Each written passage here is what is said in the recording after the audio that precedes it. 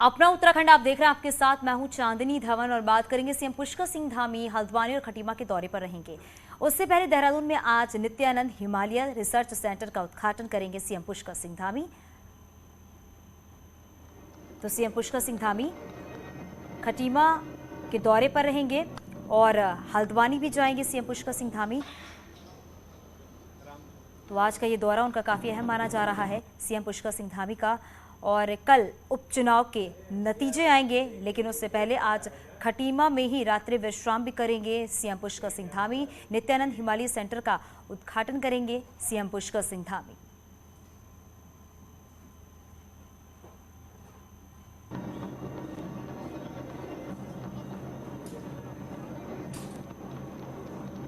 तो सीएम पुष्कर सिंह धामी का ये दौरा हल्द्वानी और खटीमा का काफ़ी अहम माना जा रहा है। तो काफ़ी व्यस्तता रहेगी सीएम पुष्कर सिंह धामी की, क्योंकि 2 ज़िलों के दौरे पर रहेंगे। और साथ ही साथ ये भी है कि अब इंतज़ार कल का है, क्योंकि कल उपचुनाव के नतीजे आने वाले हैं। हालांकि उपचुनाव के नतीजे आने से पहले वो किस तरह से आश्वस्त नज़र आते हैं, ये भी देखने वाली बात होगी, क्योंकि जिस तरीके से उन्होंने उपचुनाव में प्रचार प्रसार किया वो भी काफ़ी अहम हो जाती है। और आज नित्यानंद हिमालय सेंटर का उद्घाटन सीएम पुष्कर सिंह धामी कर रहे हैं। और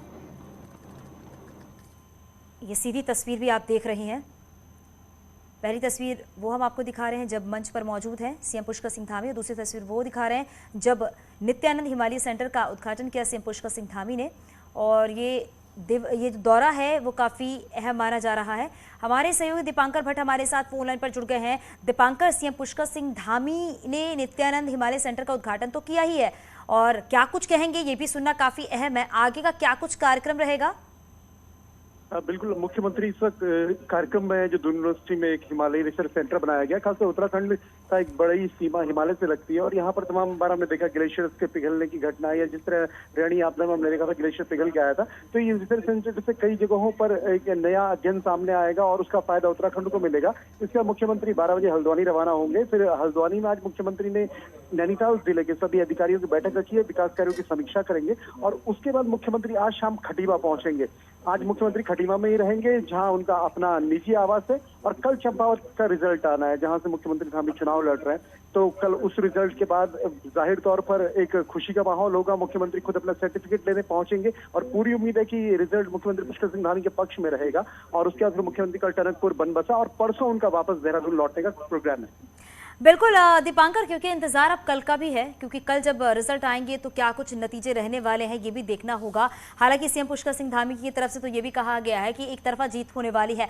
आपने सीएम पुष्कर सिंह धामी से कई बार बातचीत भी की है, आपको क्या लगता है बातचीत से कितने आश्वस्त नजर आ रहे हैं सीएम पुष्कर सिंह धामी? बिल्कुल, 4 जुलाई 2021 को उन्होंने मुख्यमंत्री पद की शपथ ली थी, जब पहली बार मुख्यमंत्री बने थे। और कल 3 जून 2022, ठीक 11 महीने पूरे होंगे मुख्यमंत्री पुष्कर सिंह धामी के दोनों कार्यकाल को मिलाकर। और कल उनका अहम रिजल्ट आने वाला है। जाहिर तौर पर थोड़ा कॉन्फिडेंस जहां तक रहता है, जब आप चुनाव हारे होते हैं और फिर चुनाव में होते हैं, तो कहीं ना कहीं एक मन में हिचकिचाहट सी रहती कि जब तक नतीजे नहीं आ जाते तब तक खुलकर कुछ कहा नहीं जा सकता। लेकिन हाँ, ये बात जरूर है, जो मुख्यमंत्री का एक कार्यकाल रहा है, उन्होंने कोशिश की कि सुशासन दिया जाए, अधिकारियों को सही लाइन पर रखा जाए, जनता की बातों को सुना जाए। और कल जब रिजल्ट आएगा उसके बाद एक फुल फ्लेज्ड अपने पूरे कॉन्फिडेंस के साथ मुख्यमंत्री आगे बढ़ेंगे, क्योंकि अगले 5 साल का कार्यकाल उनके सामने है। बिल्कुल दीपांकर, अभी जिस कार्यक्रम में सीएम मौजूद हैं, ये कार्यक्रम कितनी देर का है, कितनी देर रुकेंगे यहाँ पर इस कार्यक्रम में? ये कार्यक्रम लगभग यहाँ से 1 से 1.5 घंटे चलेगा। और 12 बजे मुख्यमंत्री को यहाँ से हल्द्वानी के लिए रवाना होना है। तो दून यूनिवर्सिटी में प्रोग्राम है और मुख्यमंत्री के जाहिर कर उनकी धड़कनें ये भी बढ़ी हुई होंगी कि कल रिजल्ट आना है, तो 24 घंटे के भीतर रिजल्ट भी अनाउंस हो जाएगा मुख्यमंत्री पुष्कर सिंह धामी का। तो इस प्रोग्राम के बाद 12 बजे उनका हल्द्वानी जाने का कार्यक्रम है। बिल्कुल, और हल्द्वानी जब पहुंचेंगे सीएम पुष्कर सिंह धामी तो वहां पर किस तरीके का कार्यक्रम रखा गया है दीपांकर? हल्द्वानी नैनीताल डिस्ट्रिक्ट का एक मेन सेंटर है, मैदानी बड़ा शहर है। और वहां पर मुख्यमंत्री ने सभी डिस्ट्रिक्ट के अधिकारियों को बुलाया। और नैनीताल डिस्ट्रिक्ट में जो भी विकास की योजनाएं चल रही है, उन विकास किस तरीके से काम है उसकी समीक्षा भी मुख्यमंत्री पुष्कर सिंह धामी करेंगे। दीपांकर, ये भी देखा जा रहा है कि सीएम पुष्कर सिंह धामी ने जो वायदे किए हुए हैं, जो बातें कही हैं जनता से और प्रदेश के विकास को लेकर, वो लगातार कार्यरत भी हैं, लगातार काम भी कर रहे हैं जिससे प्रदेश में विकास भी हो। ये तस्वीरें लगातार सामने आ रही हैं। बिल्कुल, यूनिफॉर्म सिविल कोड को लेकर मुख्यमंत्री ने चुनाव से पहले घोषणा की थी। उस पर सरकार लगातार आगे बढ़ रही है। कमेटी का गठन हो चुका है। कमेटी अब अपनी एक ड्राफ्ट सौंपेगी और फिर ड्राफ्ट के बाद कानून प्रदेश में लागू होगा। पहला प्रदेश होगा उत्तराखंड, जहां यूनिफॉर्म सिविल कोड लागू होगा, ये मुख्यमंत्री कह चुके हैं। इसके अलावा 3 सिलेंडर जो फ्री में देने की बात थी, उस घोषणा पर भी अमल हुआ है। और अब मुख्यमंत्री कल जब चुनाव जीतकर आएंगे, उसके बाद जो अलग एक कॉन्फिडेंस होता है किसी व्यक्ति के अंदर चुनाव जीतने के बाद, बिल्कुल दीपांकर, ये देखने वाली बात होगी कि जब रिजल्ट कल घोषित होगा तो क्या कुछ तस्वीरें नजर आती हैं। बहुत शुक्रिया इस पूरी जानकारी के लिए। तो सीएम पुष्कर सिंह धामी हल्द्वानी और खटीमा के दौरे पर रहेंगे। उससे पहले देहरादून में आज सीएम धामी ने नित्यानंद हिमालय रिसर्च सेंटर का उद्घाटन किया है, वो भी अब तस्वीरें आपने देखी है। और 12 बजे सीएम पुष्कर सिंह धामी हल्द्वानी के लिए रवाना हो जाएंगे, जहां सीएम जिले की विकास योजनाओं की समीक्षा करेंगे, जिसके बाद दोपहर 3:30 बजे सीएम धामी खटीमा पहुंचेंगे और आज रात सीएम धामी खटीमा में ही रुकेंगे। कल चंपावत उपचुनाव के नतीजे आने हैं।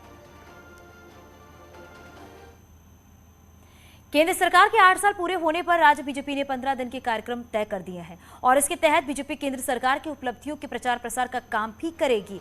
इसमें ब्लॉक प्रमुख से लेकर सीएम धामी तक सभी जनसंपर्क अभियान में जुटेंगे। बीजेपी ने हर दिन एक कार्यक्रम को समर्पित किया है। मंगलवार को पहला दिन है और पहला दिन जो है वो किसानों के लिए समर्पित रहेगा। बुधवार को दूसरे दिन महिलाओं से जुड़े कार्यक्रमों के लिए रखा गया है। आज सीएम धामी हल्द्वानी में प्रेस कॉन्फ्रेंस करके केंद्र सरकार की उपलब्धियों को बताएंगे। तो 3 जून को सीएम सभी जिलों के जिलाध्यक्ष प्रेस कॉन्फ्रेंस भी करेंगे, जबकि गढ़वाल और कुमाऊं में एक केंद्रीय मंत्री का दौरा भी होगा। कल 2 तारीख को मुख्यमंत्री जी हल्द्वानी में पत्रकार वार्ता इसी रूप में रखेंगे, सरकार के साथ जोड़कर उस सारे को, और परसों सभी जिलों के जिलाध्यक्ष ये इस रूप में रखेंगे और 7-8 तारीख को हमारी प्रदेश कार्य समिति हल्द्वानी में है।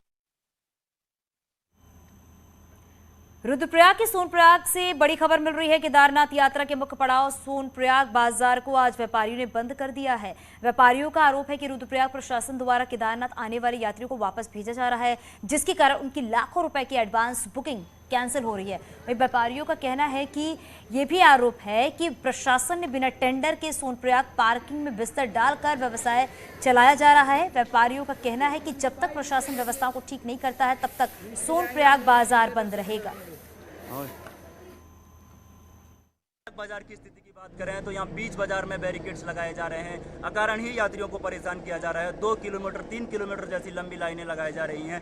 यात्री को पता ही नहीं है कि उसे किस तरीके से यात्राएं करने हैं। इन सभी मामलों के बीच कल उप जिलाधिकारी ऊखीमठ से हमारी वार्ता हुई थी और हमने अल्टीमेटम दिया था कि यदि आप हमारी मांगों को पूरा नहीं करते हैं, यदि इन अव्यवस्थाओं को आप ठीक नहीं करते हैं, तो हमारा बाजार पूर्ण रूप से बंद रहेगा और तब तक बंद रहेगा जब तक हमारी व्यवस्थाओं को ठीक नहीं किया जा सकता। हमारे सहयोगी शैलेंद्र हमारे साथ फोनलाइन पर जुड़ गए हैं। शैलेंद्र, जिस तरीके से यात्रियों को वापस भेजा जा रहा है, व्यापारियों ने भी प्रशासन पर आरोप लगाया है और उनका साफ तौर पर कहना है कि जब तक व्यवस्थाएं ठीक नहीं हो जाती हैं, तब तक सोनप्रयाग का जो बाजार है वो बंद रहेगा। प्रशासन की तरफ से क्या कुछ कहना है? जी बिल्कुल, मैं आपको बताना चाहूंगा कि प्रशासन जो है उन जो यात्री केदारनाथ आ रहे हैं उनका रजिस्ट्रेशन चेक कर रहा है, क्योंकि जो यात्री है वो उसका रजिस्ट्रेशन बद्रीनाथ में भी चेक नहीं हो रहा है, यमुनोत्री गंगोत्री में भी चेक नहीं हो रहा है, लेकिन केदारनाथ में क्योंकि बड़ी संख्या में यात्री पहुंच रहे हैं, ऐसे में व्यवस्थाओं को देखते हुए प्रशासन के रजिस्ट्रेशन चेक कर रहा है और हर दिन करीबन जो है 2 से 3 हजार यात्री जो है उनको लौटाया जा रहा है वहां से। और इसी को लेकर के जो है सोनप्रयाग जो व्यापारी हैं उनका आक्रोश है कि अगर कि जिन यात्रियों को लौटाया जा रहा है उनकी एडवांस बुकिंग उनके पास है, ऐसे में उनकी बुकिंगें कैंसिल हो रही हैं, उनको लॉस हो रहा है, उनके होटल खाली रह रहे हैं। बिल्कुल शैलेंद्र, ऐसे मामले को प्रशासन को गंभीरता से लेना चाहिए, क्योंकि व्यापारी जिस तरीके से वहां पर अपना रोजगार कर रहे हैं, उससे कहीं ना कहीं उनको रोज का नुकसान जो है वो भी यहां पर देखना पड़ रहा है। बहुत शुक्रिया इस पूरी जानकारी के लिए। उत्तरकाशी के बड़कोट के नागड़ गांव के पास एक गाड़ी दुर्घटनाग्रस्त हो गई है। गाड़ी स्लेवा से बड़कोट की ओर जा रही थी। हादसे में एक यात्री की मौत हो गई है, जबकि 4 लोगों की घायल होने की खबर मिल रही है। ग्रामीणों की मदद से रेस्क्यू अभियान चलाया जा रहा है। मौके पर 108 फायर ब्रिगेड और पुलिस की टीम रवाना हो चुकी है। हमारे सहयोगी बलवीर परमार हमारे साथ फोन लाइन पर जुड़ गए हैं। बलवीर, इस हादसे को लेकर क्या जानकारी मिल पा रही है, जिस तरीके से खाई में ये डबल कैबिन गाड़ी गिरी है? बिल्कुल मैक्स वाहन ये बताया जा रहा है और ये नगांव गांव होते हुए बरगोट की तरफ आ रहा था और नंगाड़ गांव के पास ये हादसा हुआ है, जहां पे जो गाड़ी है सड़क से बाहर चली गई और इसमें बताया जा रहा है कि 5 लोग सवार थे, एक की मौके पे ही मौत हो गई और 3 को जो नजदीकी स्वास्थ्य केंद्र बड़कोट है वहां पहुंचाया गया और जो एसडीआरएफ और एनडीआरएफ की जो टीमें हैं वो वहां पे पहुंच गई है, क्योंकि गाड़ी के नीचे भी अंदेशा जताया जा रहा है कि कोई एक व्यक्ति हो सकता है। तो फिलहाल रेस्क्यू ऑपरेशन वहां पे चल रहा है और जो घायल है उनको जो सामुदायिक स्वास्थ्य केंद्र है बड़कोट वहां पे पहुंचाया गया है, वहां पे उनका इलाज चल रहा है और ये सभी चालक गांव के बताए जा रहे हैं। बिल्कुल बिल्कुल, जो घायल है उनका इलाज शुरू कर दिया गया है। बहुत शुक्रिया इस पूरी जानकारी के लिए। उत्तराखंड विधानसभा में चुनकर आए कई विधायकों ने चुनाव आयोग द्वारा खर्च के लिए तय की गई 40 लाख की लिमिट में खुलकर पैसा खर्च किया, तो कई ऐसे शिकायतें भी जो उन तक पहुंची है।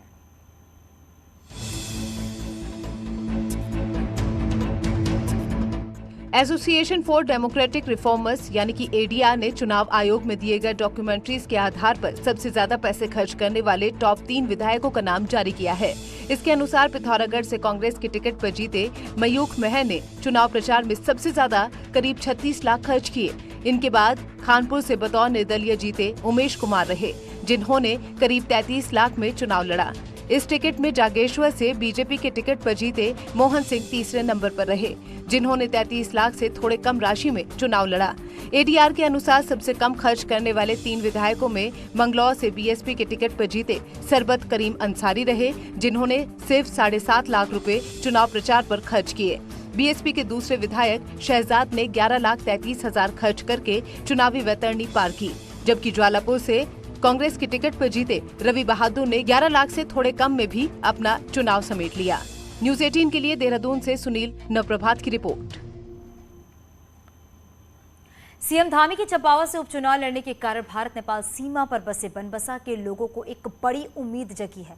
आखिर क्या है ये उम्मीद, आप इस रिपोर्ट में देखिए।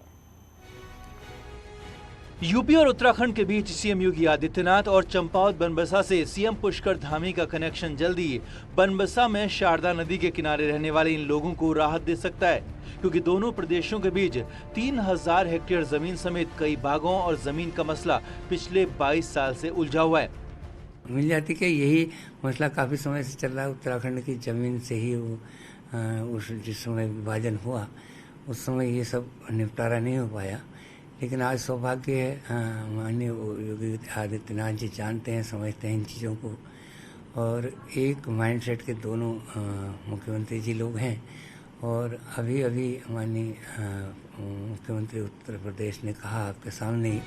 सीएम पुष्कर सिंह धामी के प्रचार के लिए कुछ दिन पहले टनकपुर पहुंचे यूपी के सीएम योगी आदित्यनाथ ने भी भरे मंच से बनबसा की समस्या के निदान का भरोसा दिया था, जिससे सालों पुराने परिसंपत्तियों के बंटवारे का मसला सुलझने की उम्मीद जगी है। यूपी सिंचाई विभाग के अधीन है, तो उसमें 2 तरह की दिक्कतें हैं। एक तो ये है कि यहाँ पे जो मोस्टली बनबसा की लैंड है वो उनके पोजीशन पे है, मतलब उन्हीं के पास है, उसकी वजह से यहाँ जो विकास कार्य होने हैं वो नहीं हो पाते। तो लंबे समय से परिसंपत्तियों के बंटवारे के लिए बातचीत तो चल रही है। जाहिर है यूपी और उत्तराखंड की सरकारों के लिए बनबसा सिर्फ बनबसा हो सकता है, लेकिन देश के लिए एक अंतर्राष्ट्रीय सीमा भी है। इसीलिए बॉर्डर पर देश की जमीन का मसला जितनी जल्दी सुधर जाए उतना बेहतर है। बनबसा से न्यूज़ 18 के लिए शैलेंद्र नेगी की रिपोर्ट। बुधवार को सीएम पुष्कर सिंह धामी सचिवालय पहुंचे और अलग अलग विभागों के अफसरों के साथ मीटिंग करके महत्वपूर्ण निर्देश भी दिए हैं। चारधाम यात्रा को लेकर सीएम ने कहा है कि किसी यात्री को कोई दिक्कत ना हो और जरूरत पड़ती है तो रजिस्ट्रेशन के सिस्टम में सुधार किया जाए। सीएम ने कहा है कि प्रधानमंत्री नरेंद्र मोदी का उत्तराखंड से विशेष लगाव है, इसलिए केंद्र की जो योजनाएं हैं उनसे जुड़े कोऑर्डिनेशन में राज्य से कोई देरी नहीं होनी चाहिए। वहीं सचिवालय में फाइल का काम तय वक्त में किया जाए। सीएम ने कहा है कि पंतनगर, देहरादून और पिथौरागढ़ एक्सपोर्ट एक्सपेंशन का काम तेजी से किया जाए, तो हरिद्वार में उत्तर प्रदेश से मिले अलकनंदा होटल के मैनेजमेंट को भी बेहतर बनाने का भी प्लान तैयार किया जाए। उत्तराखंड में दागी अफसरों की फहरिस्त लंबी होती जा रही है। इस लिस्ट में ताजा नाम जुड़ा है एक और आईएएस अफसर रामविलास यादव का। उत्तराखंड कृषि विभाग में बतौर अपर सचिव कार्यरत आईएएस ऑफिसर रामविलास यादव इन दिनों यूपी से लेकर उत्तराखंड तक चर्चाओं में हैं। रामविलास यादव पर यूपी में रहते हुए आय से 500 गुना ज्यादा संपत्ति अर्जित करने का आरोप है। यूपी के उत्तराखंड को सौंपे गए तमाम दस्तावेजों के आधार पर यादव के खिलाफ अब उत्तराखंड में भी विजिलेंस डिपार्टमेंट ने रिपोर्ट दर्ज की है। विभाग को आगे की कार्रवाई के लिए अब शासन के आदेश का इंतजार है। उधर विभागीय मंत्री गणेश जोशी ने भी मामले में सख्त रुख अपनाया है। जिससे मुझे मेरे संज्ञान में है, उनके खिलाफ हमारी सरकार भी कार्रवाई कर रही है। वो क्या XYZ कोई भी कितना बड़ा अधिकारी हो, कितना बड़ा कर्मचारी हो, अगर उस पर अगर कहीं दोषी पाया जाता है उसके खिलाफ पुष्कर 2 की सरकार सख्ती से कार्रवाई करेगी और जहां उसकी जगह उसको वहां भेजा जाएगा। लखनऊ विकास प्राधिकरण में सचिव रहे रामविलास यादव यूपी में सत्ता परिवर्तन होते ही 2019 में उत्तराखंड आ गए। उत्तराखंड में भी रामविलास यादव समाज कल्याण से लेकर कई विभागों में महत्वपूर्ण पदों पर रह चुके हैं।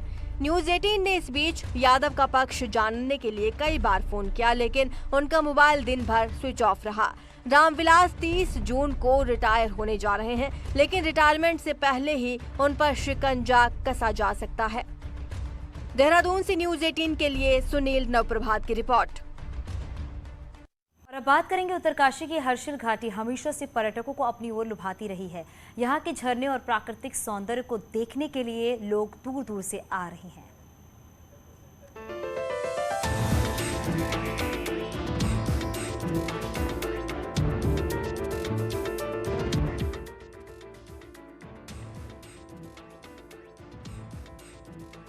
उत्तरकाशी की हर्षिल घाटी सैलानियों को हमेशा से ही अपनी खूबसूरत वादियों की वजह से आकर्षित करती रही है।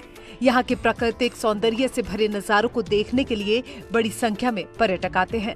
कलकल बहते झरने, दूध जैसा पानी लोगों का मन मोह लेता है। हर्षिल घाटी बेसिकली हम लोग यहाँ नहीं है तो हमें इतना पता नहीं है इस घाटी के बारे में, लेकिन यहाँ जैसा बताया एप्पल ऑर्किड्स बहुत अच्छे हैं, लोग अच्छे हैं और इस बार ये भी लग रहा है यात्रा में प्रशासन की तरफ से इंतजाम भी बहुत अच्छे हैं। यहीं पर राम तेरी गंगा मैली फिल्म के कई हिस्सों की शूटिंग भी हो चुकी है। हर्षिल डाकघर भी इसी फिल्म के बाद काफी सुर्खियों में रहा था। कई लोग यहां आने के बाद फिल्म के उन्हीं हिस्सों के साथ अपने वीडियो को भी शेयर कर रहे हैं। ब्यूटी बहुत सुंदर, काफी नीट एंड क्लीन है। Gangotri temple beautiful. यहाँ हमने व्यू के लिए रुके थे, यहाँ पे बहुत सुंदर है। हर्षिल की खूबसूरती, बर्फीले पहाड़, दूर दूर तक फैली हरियाली हमेशा से ही पर्यटकों के लिए आकर्षण का केंद्र रही है।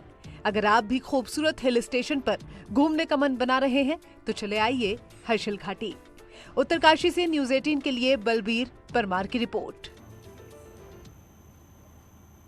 पर्यटन विभाग की ओर से उत्तराखंड में बनाए जा रहे पर्यटन शंकर सर्किट में काशीपुर के प्राचीन मोटेश्वर महादेव मंदिर को शामिल किया गया है, जिसके बाद अब मंदिर परिसर में सौंदर्यीकरण का कार्य जो है वो किया जाएगा। साथ ही डिस्प्ले लगाकर प्रदेश के सभी प्रमुख शिव मंदिरों के इतिहास सहित तमाम जानकारियां दी जाएंगी। पर्यटन सर्किट में प्रसिद्ध जागेश्वर धाम सहित सभी प्राचीन ज्योतिर्लिंग शिव मंदिरों को शामिल किया गया है। महाभारत कालीन काशीपुर के मोटेश्वर महादेव मंदिर को महाराष्ट्र के भीमा शंकर ज्योतिर्लिंग का रूप माना जाता है और जल्द ही इस पर एक DPR तैयार कर शासन को भेजी जाएगी। और इसके साथ ही 13 जिले 13 डेस्टिनेशन के तहत मंदिर परिसर के पास स्ट्रीट लाइट और लोगों के बैठने के लिए बेंच भी लगाई जाएगी। जो मोटेश्वर महादेव का काशीपुर का जो परिसर है उसका सौंदर्यीकरण है, उच्चीकरण है और भी वहाँ पर जो जन सुविधाएँ हैं वो सारी वहाँ पर विकसित की जाएंगी। प्रसिद्ध आदि कैलाश यात्रा का आगाज हो गया है। कोरोना के कारण 2 साल के बाद आदि कैलाश यात्रा शुरू हुई है और ये पहला मौका है जब सभी यात्री बिना पैदल चले सीधे गाड़ी से ही आदि कैलाश के दर्शन कर सकेंगे।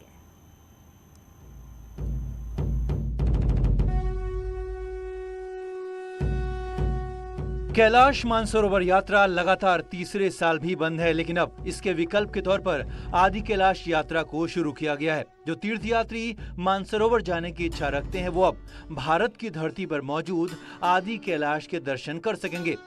कुमाऊं मंडल विकास निगम ने इस साल यात्रा का संचालन divine mantra private limited trip to temples के साथ मिलकर किया है। और कैलाश मानसरोवर की काफी दिनों से हमारी इच्छा थी, लेकिन कोविड की वजह से वो नहीं चल रहा है।